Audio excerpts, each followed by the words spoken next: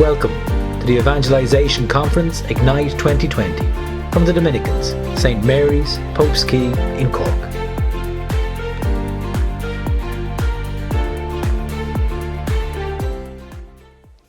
Hi everyone and welcome back. Sorry, we had a bit of sound difficulty there, nothing new. Thank you so much, Patrick, for that fantastic talk. I gained so much from it myself, especially when you talked about the fact that it's so important to be able to relate to others and how it really comes down to what we've been coming back to again and again over this weekend, and that personal relationship with Jesus. Because if we can relate with the Lord, if we have that fellowship with the Lord, then it allows us to engage with others and indeed engage with children in a far more meaningful way. And we cannot give what we don't have ourselves. So it's important to cultivate that ourselves, because as Patrick was saying, the home is the primary educator and parents are our primary educators. So it's so important. While school can play a pivotal role and a good teacher is so important, the parents are the primary educators. So we will be leading our education panel today with some excellent speakers. I'm delighted to have one of our speakers in studio with us today. Now, Father Morris was talking to me about how I should pronounce your name. And he said the first part of it should be said with the French accent and the second part of it should be said with the Tipperary accent. So he said that I should be saying Benedict Fulmer. So is that good? Yeah. So Benedict is our first guest. She's originally French, but she's been living in Ireland since 1997, and you're a law lecturer in UCC, co-founder of Eucharistic Adoration for Children in Cork, and she's created the Guides and Scouts of Europe. She's brought that to Ireland, which she was just discussing with me before we came on here. And this is a powerful means of evangelization for children, and I can tell that Benedict is very proud of this, and it sounds like an excellent initiative. So Benedict will be one of our speakers this evening. I'm just going to introduce the rest of our speakers on Zoom. So our next speaker then will be Claire Devaney, which is a name that will be familiar with lots of you. Claire is working as a director of Catholic schools retreats, and she has worked extensively in children's ministry. She was involved heavily as a coordinator of children's ministry at the World Meeting of Families, and she might tell us a little bit more about that later. So thank you, Claire. Our next speaker for this evening is Sister Rose Miriam. Might get her up in this. There she is, Sister Rose Miriam. So Sister Rose Miriam is one of our beautiful Dominican sisters of St. Cecilia, which is a teaching order. And Sister Rose Miriam is based in Limerick, and she works as the diocesan advisor in schools. And I must confess that when the diocesan advisor comes, I never told you about myself. I'm also a primary school teacher. But when the diocesan advisor comes to visit us in schools, the show that we may put on for you as the diocesan advisor may be quite different to the reality of which we're facing every day in school. For example, one of the children in my class once wrote in her free writing, "Everything in our classroom is different. An inspector is coming. Miss Crowley is different." So that gives you a little insight as to what it's really like when you're not there. Sister Rose Miriam is officially from California, but she's taught in schools in the US as well. So she might talk to us a little bit about that as well later. And our last panelist for today is a man who gained a little bit of fame not so recently on Irish television. It's Neil McDonough. So Neil is a Galway man, but he was born in London. He's a qualified teacher, a school guidance counsellor and a psychotherapist, and he has massive experience across different countries and cultures. So I'm really excited, and I don't want to talk too much more myself because we have so much to enter into this evening. Just about myself, I am a primary school teacher. I've been working for a number of years here in Cork, and I just want to really give a plug to our schools here in Ireland because there is so much good being done. There is so much good being done in our schools here in Ireland, and I am so grateful to be a primary school teacher here. So I forgot to say as well about our first panelist that Benedict is a mother of 6 and she is homeschooling her children, and we are so happy to have you. So Benedict, I'm going to come to you first, and I know that you're very interested in a method of teaching called classical education.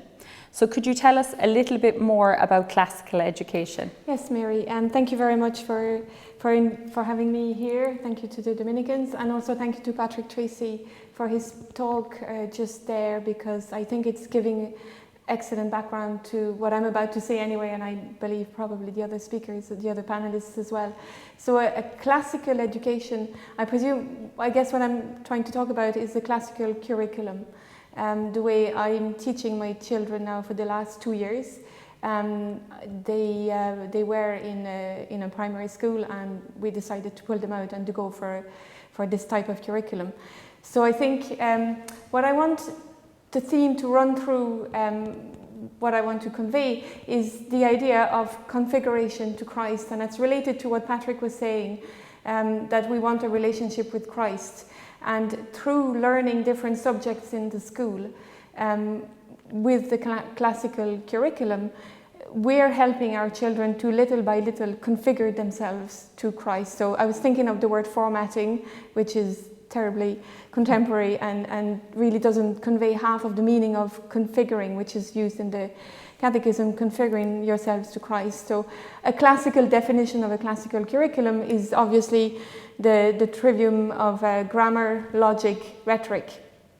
I'm using a classical curriculum. Apart from the word grammar, logic and rhetoric don't really appear as subjects, but they're seeped in every single one of the subjects we are studying. And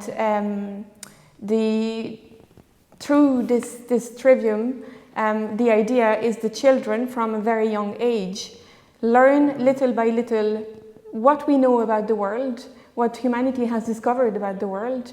They learn to understand it, to love it, and to understand themselves as a creature of God, and that they are living in God's creation. So they do this obviously through sciences, but also through mathematics, through language. And if you take the example of grammar, that was one of the reasons why I wasn't satisfied with what my children were learning or not learning in a school, in a primary school they were going to, is that they were not learning any grammar. And to me, being French, going to school in France through the 1980s, 90s, we would have spent years learning about French grammar. So I wasn't very happy about that, and I thought the children have to learn about the grammar. And grammar is learning about the mechanics of a language, and learning that what you see around yourself has names. Everything has been named. Words have a nature, they have a function, and the language that we speak and the other languages that we learn, they serve to describe what we see around as primarily, and then it describes to things, it's used to things, etc. But learning the grammar is a really necessary way to understand the language better, so that you can understand better that what you see there is something that has been named, and a tree is a tree, a river is a river, a cat is not a dog, etc. And that's that seems obvious, but when you learn it through grammar, a noun is a noun, an adjective is an adjective, and an adjective is not a noun, and it has a different function, etc. And that's the beginning of understanding that there is something called the creation of God, and that in every single detail of it, we are in it, and we are loved by God in it. So obviously the children don't get all this, and they're learning it, and they don't always love it, to be perfectly honest, as you can guess. But I think that little by little they understand to love their world around them. Then if you move to logic, logic is about learning to build an argument and to debunk a false argument. And I can say that is crucially missing nowadays in society. I think all of us can recognize how young people can't see through lies that are sold to them in so many areas, through the media and through programs in the schools that are one-sided one way or the other, etc. So logic is about learning these arguments on the basis of how to build arguments and to debunk false arguments. And we learn through different subjects. So again, we have one subject called logical analysis, but that's connected with grammar. So it's learning how in a sentence you have a logical function for parts of a sentence. And again, it's little by little subconsciously building in the children's mind that all of it serves a purpose. But if you go into obviously other subjects like mathematics, logic is essential there. And they learn from a very young age to do logical reasoning. So obviously baby steps at the beginning and it builds up, and then they learn, for example, in geometry, they're going to have problems where they have their hypothesis, what they can see, they have their property, and they need to bring their conclusion. And that's something that they learn. And again, that's something that I couldn't see done very clearly. Through a classical curriculum, I believe that is done in a more satisfactory way. And then the rhetoric, again, we don't have a subject called rhetoric, but they learn it through all the other subjects. Rhetoric is about learning to convince your reader or learning to convince the people that you're talking to about a subject, about an idea, about defending. So if you take the example of history, they're learning history chronologically. And people might be wondering, why would you bother learning about ancient history? The world is about IT skills, it's about biotechnologies, etc. But it's this idea of rhetoric, and history is important for so many reasons, so they learn it. And then the ultimate process is that they learn how to present an idea, an argument, in a structured way. So thesis, antithesis, synthesis. That's the way to propose an argument, and that is built up through years of practice. And little by little, they have to write 2 lines when they're 8 about a historical fact, an argument, and then it builds up and it has to become an essay by the time they're 18. So that is the classical curriculum that we're following. I believe American viewers, if there are some, would be very familiar with this. I know in Ireland that it's not very well known, but in France, where I come from, it's something that we've had for a long time, and it is slowly but surely disappearing, if it hasn't completely disappeared from public schools. But private schools have been built up for the last 20-25 years to keep that classical curriculum and to teach it to children. And just to conclude on that, because I know the other speakers need to talk as well, I think I need to relate this again to what Patrick was saying, this idea of relating with Christ and having a relationship with him. I think all these things are incredibly important, that you do it in everything that you do in your life, and children go to school or are school at home, and they can have a relationship with Christ. Some people are very minded towards maths, and they will find their joy through maths because they will bit by bit understand these little things. For others it's history, for some it's language, or French or English or whatever language you're talking about. So it's very important to understand this kind of work of configuration to Christ is done through the classical curriculum. Excellent. Thank you so much, Benedicta. That's so interesting, I think, because I know a lot of third level educators often comment on the fact that, you know, there's a lot right with our education, obviously, but there's obviously still a lot wrong with the education system, and it always needs some type of upheaval. But I know a lot of third level educators would comment on the fact that a lot of our children leave our primary and secondary schools with no ability to assign logic to a problem and to logically work through something. And it's, you know, it's a very important skill, and it's something that needs to be cultivated from early on. Absolutely. So thank you so much. I'll be returning to you again later on. Okay. So I might just go to Claire next. So, hi Claire. Hi Mary. Hi Claire. So I know that Claire, you have been involved in both Catholic and non-denominational schools.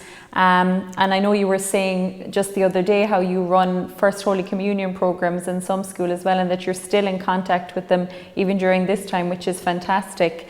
And that you're doing some of the prep in those schools. So I know that in Ireland there's definitely been a bit of a surge in these non-denominational schools. And from your exposure to both these different types of schools, how would you say they differ, maybe with regard to ethos and everything? Where is that ethos coming from in the non-denominational schools? So I think when we look at, well, what is a Catholic school? It's essentially a community of faith, the living expression of the great tradition that's been handed down to us in the church. inspired by the life of Christ and as lived out in the church. I think when I'm in and out of the different schools, I think the biggest difference I see is when it comes up to Christmas time. And when the children in the non-denominational schools, when they're preparing for their winter solstice program. And then when I visit the Catholic schools, they're preparing for the Nativity, for Christmas. And what's interesting to note when I ask the children, you know, what do you do in the winter solstice program? And they say, well, we delight in the goodness and we celebrate the greatness that are in the trees and the leaves and creation. And I say, well, that's beautiful, isn't it? They say, yeah, we love it. And then when I go to the Catholic schools and I say, well, we celebrate the story of Christmas. But you see, Christ is in that word Christmas. And like for me, I see in the Catholic schools, we tell the great story of salvation. We celebrate creation, but we also celebrate the Creator, which I think is a big piece of the puzzle. And by giving them all the different pieces to the puzzles in a Catholic school, it helps for them to understand their own identity and who they are and who God is. I know Sister Rose Miriam will speak later on about the difference between religious education and catechesis, but not only do Catholic schools offer religious education, but they offer a catechesis, which is a space to grow and to question and to explore their relationship with Jesus Christ. And it should offer them a faith formation that allows them to kind of flourish in that. I was reading an article recently and it was saying that in non-denominational schools, in the specific research that was done, there were no members of the traveling community in them.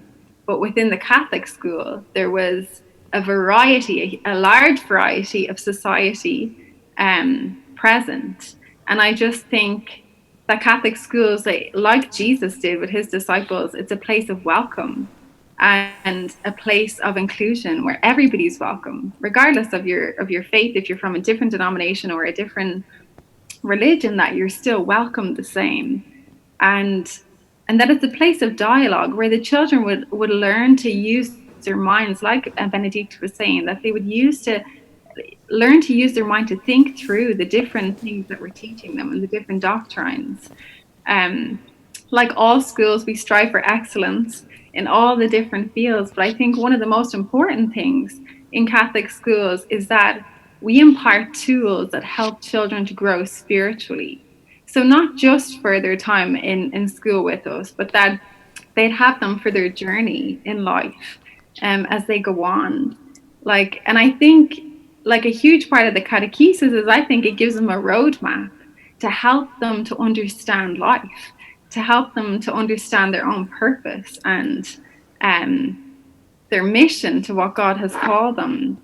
And also, I think another really important part of, or even the difference, is that the children or young people, because I kind of mostly work in primary school at the moment, that the children would be given an opportunity to kind of tune into their own compass, that is their conscience, you know, and really a chance to put the pieces of the puzzle all together, and that we wouldn't keep a part of the puzzle from them, but that we'd give it all to them and help them form it together as they get to understand the great story of salvation and where they fit in that.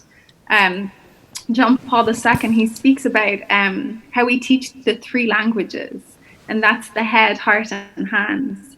And so that we would nourish the children and that they would learn to nourish their own body, mind, and soul, trying to live the gospel. And I'll finish with 2 last things. I know Patrick, as I just listened into the talk beforehand, he spoke about really the dignity of the human person and how society says we have to earn our worth, but actually we don't need to earn anything, like that we're enough and we're loved by God, and that's enough. So a huge focus in Catholic schools is the dignity of the human person, that how we are made in the image, how we're called to witness to the gospel, how we're encouraged to work with others, to be an inclusive community, and how the youngsters in their gifts and talents are called to serve the common good. And my last point is that I would see Catholic schools, the difference between them is that the faith is nurtured and challenged in them. So the children ought to be, well, I hope they are, like invited to discover what it means to be a follower of Christ. And that includes a faith formation, prayer, the sacramental life, an awareness that we are stewards of Christ, and that really that they would receive a support and a space for them to experience the presence of God in a new way. So that's the kind of, don't get me wrong, non-denominational schools are excellent in education also. But just the differences that I see as I visit and work with both, they would be just some of the things that I would see. Yeah, that's wonderful, Claire. Thank you so much. And it's about like what Patrick said as well, I suppose, when we're looking at the differences between the two. Like, is education just about acquiring knowledge, or is education about the holistic development of the individual? And, you know, I think if we look at it honestly, and I know when parents look at it, they want their child to develop in every sense, and knowing the person of Christ and growing in our knowledge of him and in our sacramental knowledge is vital. You know, it's our lifeblood as Christians, and having that from that early stage is so important. So when faith formation is done well, and when a Catholic education is done well, it's dynamic, you know, because I see with my own children in my own classes that I've had, like, they thrive off, they love religious education. It's not, you know, when you go on to second level, I know it's slightly different because I think they look to their peers, but in primary education, you know, they hang on your every word. They just absolutely love it. I know at the end of the year, I've often got presents. I've got presents of Padre Pio bracelets and every kind of a thing, you know, saying, I got you a Jesus bracelet because I thought you might like it. So I didn't do a great job there because they thought Padre Pio was Jesus, but you know what I mean. So just on that point, actually, I'll come to Sister Rose Miriam next, because she's going to speak to us a little bit today about the relationship between religious education and catechesis in primary school. As I was just saying, while the children have a great heart for the Lord, I think, and are so eager to grow in their faith, and they're still young and they're growing in this and learning, there's obviously a need for a grounding in that catechesis that's suitable to them at their age as well. And I was just thinking when I was preparing for this the other day of an incident that happened before the children were doing an art activity. And when they're doing an art activity, I find that, you know, you hear some amazing conversation coming out of them. So there were a few of them at a table discussing something together, and one of them piped up and said, who do you think the first man on earth was? And another one of them said, I'd say it actually was Holy Mary. And then I was still listening at this point, and then another one went, no, it wasn't Holy Mary. And then another one went, was it Jesus? And then another one went, no. And then the last child said, it was St. Patrick. And then they all nodded in agreement, because in their own minds that it was St. Patrick. But I won't tell you what class that was, but they had got to a certain level in primary school, and they still thought that St. Patrick was perhaps the first man on earth. So could you speak to us a little bit? I don't think I can hear you properly yet. I can hear you now. Yeah, just about the relationship between religious education and catechesis in primary school. Good, very good. Thank you, Mary. That story about St. Patrick, it reminds me of one of my favorites. I was told by a precocious first-class child that St. Patrick didn't actually expel the snakes from Ireland. You see, the climate just doesn't suit snakes. St. Patrick did send all the non-Christians to Australia. It was brilliant, yeah. No, thank you. Religious education and catechesis. I would like to just say a few words in hopes of offering a little bit of clarity around the practice of religious education, and it might kind of open up a window on the Catholic school and the Catholic school achieving its mission for the church and in society as well. John Paul II, he said, Catholic education is above all a question of communicating Christ, of helping to form Christ in the lives of others. As has already been said, Catholic education seeks to nurture and form the whole person of the child, attentive to all the child's needs and developing capabilities and capacities. The Catholic school, though, has this distinct aim, seeking to help the child attain their ultimate good, right? Which is heaven, So the Catholic school as an ecclesial community, as a community of faith, as Claire also said, what we're after, yes, is the full flourishing of the child now, but also their eternal good, heaven, right? So religious education in that context, yes, it's a discrete subject matter. It has all the bells and whistles and trappings of every other subject taught during the school day. But the content of the faith, right, the subject matter of religious education, demands that it be taught differently. It demands a different methodology. It demands a different atmosphere or environment, because the goal in religious education is not simply the acquisition of knowledge and skills or habits of thinking. The goal is, it is all those things, yes, but more importantly, the goal is catechetical. The goal has to do with that ultimate good of the child. The goal of catechesis, as John Paul II told us, is to put people not only in touch with Christ, but in communion and intimacy with him. So religious education, yes, it's an important curricular subject. It should be part of the core curriculum in a Catholic school. And those in Ireland will know that's being called into question in a serious way right now.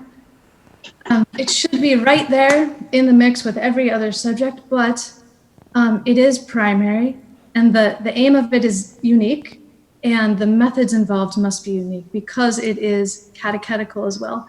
And the aim of catechesis is putting children in communion, in intimacy with Christ.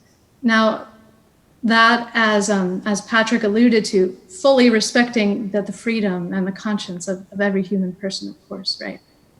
But I wanted to just draw out this distinction and say a few words about it, because I think, at least in Ireland right now, there are a lot of questions.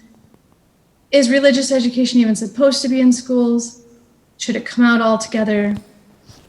You know, are we trampling on children's freedom by teaching them from one faith perspective? And this distinction helps us to get at the truth of the matter. A Catholic school is a faith community. And yes, the Catholic faith should be taught,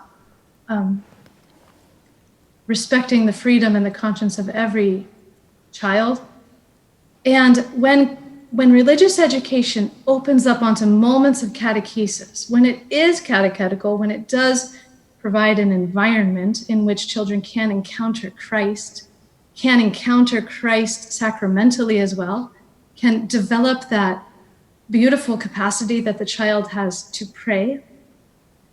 When religious education does that, as well as ticking all the boxes of a curricular subject, then we're really assisting the Catholic school in achieving its mission in the church and in society. Excellent. Thank you so much, sister. That was fantastic. And it's so true that it's not just a discrete subject area, and unfortunately it can be treated as such in Catholic schools today. I know, Grow and Love is our new program in schools, and it is a beautiful program when used correctly. But I know I hear some of my own colleagues saying like, oh, I just did about an hour of Grow and Love there, I'm done for the week kind of thing, so, which is sad, and it's unfortunate, because I think it's so important. Like, obviously school, they're acquiring knowledge, which is so important, but it needs to permeate the day. It can't just be a half an hour at the end, or it can't just be a half an hour at any part of it. It needs to permeate their whole day. It needs to, form part of their experience in the whole part of school, because when we talk about the ethos of schools, and when we're interviewed as teachers, we're often asked how we will support that ethos. And these can't just be mere words. It has to actually be a living experience of how we're translating that ethos to the children in our classrooms. So that was excellent. Thank you, sister. Hopefully I'll get to come back to you later on. So our next panelist is Neil, and Neil is coming from more of a perspective of secondary school education, and he has a great vantage point, I suppose, because he's been in the capacity of a guidance counsellor and guiding teenagers, I suppose, through a period of life where they're looking very much to their peers. It's quite different to the area of primary education. So Neil, from a pastoral point of view, what would you say are some of the challenges facing students in Catholic schools in terms of their own formation? Yeah, thank you, Mary. Yeah, great to be here. I suppose from my own experience, from a pastoral care point of view, or indeed being involved in counselling in a school setting, I think a lot of the challenges that children and indeed teenagers face stem from the fact that, if they know it or not, they're greatly influenced by two things. Number one, the culture, and number two, the mainstream media. And Bishop Barron speaks about this a lot in terms of youth and evangelization. And what he says is, there's a presumption amongst young people today that if you fill your life with honor, power, wealth, popularity, then you'll be happy, right? But as you go through life, and what life teaches you is that wealth just makes you wealthier. It doesn't necessarily make you happy, right? Popularity makes you more popular. It doesn't necessarily make you happy. And when you come head to head with these empty promises, it can leave you feeling quite disillusioned and quite empty, right? And we're in an age today where we have so much information on young people. We've never been so advanced educationally, psychologically, and also scientifically. But yet at the same time, we have the highest rates of suicidal ideation, depression, mental health disorders, and anxiety. So what's going on there, right? On one hand, we're meant to be so forward and so forward thinking and so advanced. But yet on the other hand, we have all these young people with all this emotional turmoil going on. Now, granted, a lot of these material things, they can bring a temporary happiness, but that's exactly what it is, temporary. And as you mentioned there earlier on, if you develop and foster an intimacy and friendship with Jesus Christ, you will discover a joy that is not temporary, but everlasting. It lasts forever. Now, granted, you will have suffering along the way and have setbacks, but Jesus Christ will literally give you a new heart. And when you receive a new heart, your whole reality changes. So you don't look at the world the same way ever again. But I suppose one of the challenges that's around today that wasn't around when I was in school is the whole social media phenomena. The furthest I got with technology in school was maybe my little Nokia phone. I think it was a Nokia 3210. I think it's probably way before your time, Mary, so I wouldn't worry about it. But, social media in and of itself, as I said, is a great thing. I use it myself. It's a great way to connect with people. It's a great tool for evangelization. We wouldn't be having this conference if it wasn't for social media. And especially during this pandemic, there's been great stuff going on Zoom, on Skype, people getting together for prayer meetings, retreats, rosaries, men's groups, so we can really see the fruits of social media. But when I'm speaking to young people, the question I ask them is always this: do you control your social media, or does your social media control you? And I asked them to answer that honestly. I was speaking to a young person during this pandemic, and they said they were really struggling because they ended up deleting their Facebook and their Instagram posts because all they found themselves doing was sitting at home. They couldn't go outside, and all they were doing all day long was scrolling, getting more and more depressed. So in the end, they deleted their social media accounts. And it's what Patrick Tracy just mentioned, actually. If you're comparing yourself with someone else, this is what you do when you're on social media. It will actually steal your happiness. And it's that old cliche, but I think we need to hear it again, is comparison is the thief of joy. It will literally steal your joy and steal your happiness. You will look at everybody else's life thinking that they have it all together, it's all perfect, and social media gives this illusion that everybody else has a perfect life and there's something greatly missing from my own life. And when I'm speaking to young people, I always remind them, it doesn't matter if, say, Cristiano Ronaldo has 10 zillion billion followers. He is not more important than you. He really isn't. And I just don't leave them with that, obviously. I just don't tell people to never go on social media again or to never go on the internet again. That's just not realistic. But what I do encourage them to do is to do a bit of a clean out. And what I mean is, if you're following a page on social media that makes you feel inadequate, then stop following that page. It's very simple. if you're following a page or anything at all on your social media that makes you feel bad about yourself, then delete that page. Stop following that page, and instead follow pages that inspire you, follow pages that encourage you, follow pages that want to make you be a better person. There's so many resources out there today in terms of Catholic media, faith formation, testimonies, podcasts. It's absolutely everywhere.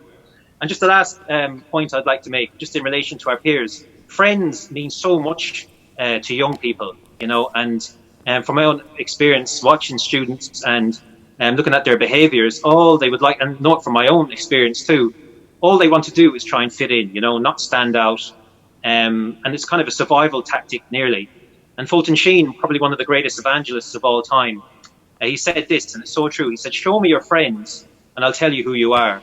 And what he means is, if you're in the company of virtuous people, just from being around them, you will become virtuous.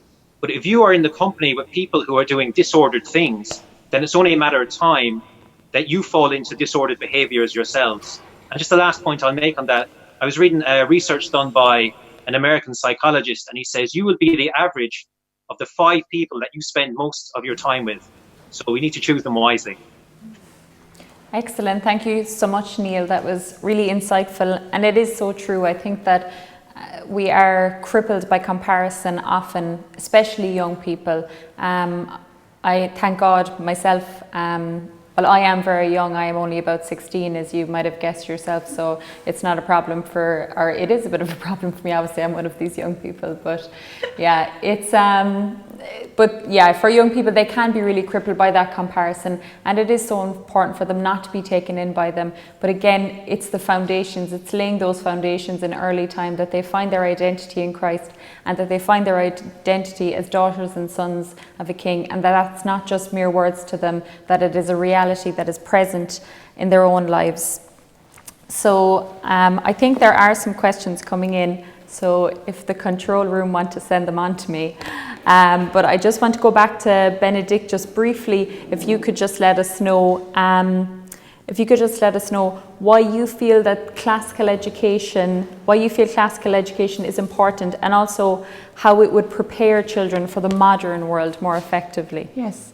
Thank you. Well, thank you to the other panelists, because I think what every one of them said is really, again, connected to the classical curriculum.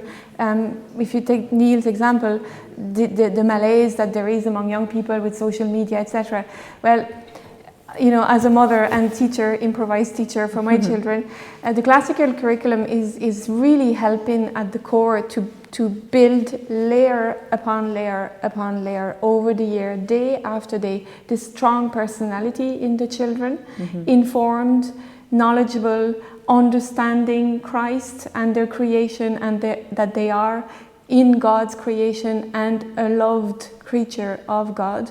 And I think my children are just beginning teenagers, so I'm hoping that what we're providing them with will help fighting this tension with social media, and use social media in a way that won't damage them. So that's one way of connecting it with it. I think I would also say that classical education can be secular or Catholic, and here obviously I'm talking about Catholic classical education. But just to throw a little bit of controversy in there, I believe so strongly in it that I think even secular classical education, when it's done properly in a genuine way, can lead to Christ as well. I have me as an example to give. I converted as a teenager, so I went through mostly public secular schools in France, and I can really say, in all honesty, looking back, I didn't have a single teacher who passed on to us anything faith related, and I didn't have it at home.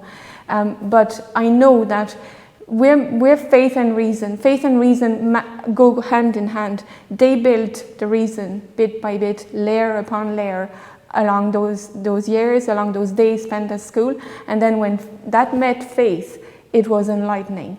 So I think there is hope even in non-denominational schools, when there is a properly done subject upon subject, from geometry to grammar, history, geography. That's the reason part. And then when that meets God's grace, that's that really is something amazing, and I'm here to witness to that. And that may be a little bit controversial to say, but I really think that's very important. Yeah. And in terms of how it prepares children for the modern world, well, I think this idea of being capable of logical reasoning, being able to see through false arguments across from them, being capable of serious study, but also classical education is for everybody. It's for the one who wants to become a landscape gardener and the one who wants to become an astronomer, or to be on the International Space Station. It's for everyone, and it really builds the person. And then when it's quite centered, then it's an explosion of beauty, really. Yeah. So. Excellent. Yeah, and I know that there's some underground rogue priests here in Cork who are very interested in classical education as well, as you know yourself. So hopefully that it's something that we might see in the future, perhaps even here in Cork, who knows. If I could say, there is a school starting in September, Mater Dei Academy. I didn't know if I could say it or not. I'm saying it because I'm sending my daughter through it. So if anybody wants to know, I'm not creating it, but people are, and it's easy to find information about secondary school. Starting in the first year, Top notch. I'd say we'll have people moving down to Cork. Okay, so I just have a few minutes that I might try and get to some of the questions that were coming in on the live stream. So I might just direct this question to Sister Rose. Miriam, you might have some ideas around this, and I might go to Claire as well on it if she had some ideas too. So, well, everyone might have some ideas on this, but Sister Rose, Miriam, what supports are there, would you say, for parents who discern that regular Catholic schooling is what the Lord is calling their family to? So she said, this person said they know that the Catholic Schools Parents Network gives some support, but just, supports around people who feel, homeschooling isn't, and many homeschooling mothers and fathers have told me this, that homeschooling isn't and won't be for everybody. And we need Catholic schools. I can't hear you yet now. We need Catholic schools. Yeah, perfect. We need Catholic schools as well. But how can parents feel supported in doing this at home? Because again, they are the primary educators. Right, good, very good. Thank you for the question. I think that the principle of subsidiarity is at work here, right? Like resources and problems and issues and life happens here on the ground, right? It happens here in this community. So if it can be sorted out here in this local community, that's where it should be. And I think this applies to the question, supports for parents whose children are in a Catholic school and their own involvement in their children's faith formation. I think, first off, parents should be involved in the Catholic school. Parents should be. And whether that's volunteering or just being in contact with administrators and teachers, and not just around the time of sacramental or ceremonies. I mean, all the time, so that there is a community of parents with a specifically faith-related goal in their involvement in their children's education. I think also simple things like inviting other parents to pray together for their children. All their children are in the same classroom all day, and the teacher's sorting out all the bickering and the dramas that go on, right? And the children's formation during those hours. Are parents praying for that endeavor? Are they supporting that with their spiritual authority that's God-given? So those are a couple ideas, and maybe Claire has something to add there. Yeah, amen. About the sorting out bickering and drama, I feel like a district attorney sometimes when I'm inside the school. Half detective, half teacher. I actually there was a question came in as well. Well, it wasn't a question, it was kind of a statement about all the wonderful things that are going on, like NET have come into many schools, leading retreats, the John Paul II Awards, Knights of Columbanus, the Children of the Eucharist and Alpha and all these things. I suppose mostly focused on secondary schools, but for primary schools, the Children of the Eucharist is an excellent program as well. So thank you so much, Sister Miriam. So I might throw this next question out to Claire. I'll come to you for this next question. So how would you say, Claire, we can promote the Catholic faith and culture amongst teachers? Would it be through leading courses for the teachers, for professional development, but how can we promote the Catholic faith and culture amongst teachers? Like, I'm aware that I've said more than once myself during this conference that we can't give what we don't have ourselves. So, you know, I suppose that's important to note too. Yeah, absolutely. Like, we can't pour out from an empty cup if our own cup is empty. I think what you said there is perfect. I think it absolutely, schools or even the different educational boards need to provide a forum for teachers to honestly, and I'm all about being real and being vulnerable, because I feel like when you start at that starting point, then you really grow.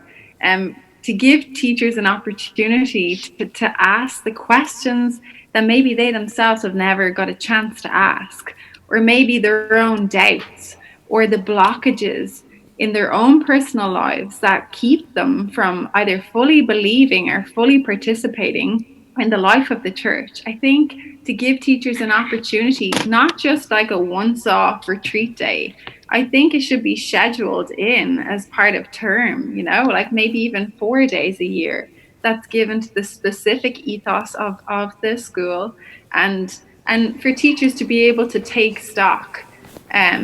I would recommend an external facilitator to come in, because sometimes it's difficult when it's your own principal. But an external facilitator to come in and to lead, just to provide that space for them, like we do with the children, to give them that space to explore, to question, to ask, to wonder, and to allow them. And I think, like to help them along their journey, like to teach them a little more about their faith, but also to give them the opportunity to experience God in a very real way, you know? So I would recommend, Thank you so much, Claire. Now, I wish we could go on and on for the rest of the day, but unfortunately, we're actually running tight on time. So we're going to have to come to the end of the panel. Thank you so much to all of you. Everything that each one of you said really contributed to this panel discussion. It was fantastic.